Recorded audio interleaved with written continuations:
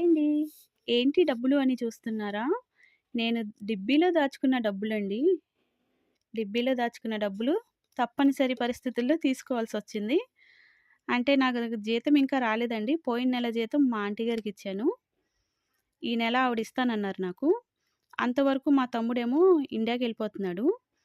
ఇంకా తను వెళ్తే మాకు నెట్ బ్యాలెన్స్ వేసేవాళ్ళు ఎవరు ఉండరండి. అందుకోసం ఇవి తీసేసి నెట్ బ్యాలెన్స్ తెప్పించుకుందాము. ఓ 2 నెలలకి తెప్పించుకుందాము. నెలకొచ్చి 5 డినార్లండి నాకు నెట్ బ్యాలెన్సు. 1200 పడతది. ఈ ఒక్ 5 డినార్లంటే. తర్వాత మా అమ్మగారికి ఇండియాలో మా అమ్మగారికి చిన్న ఫోనండి.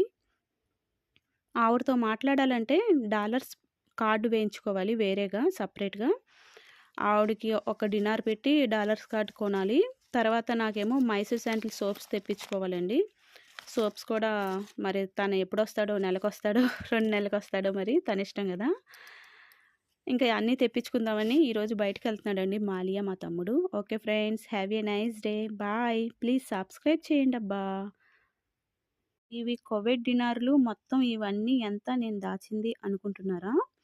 17 డినార్లండి. ఇండియా మనీ వచ్చి 4500 వస్తాయండి.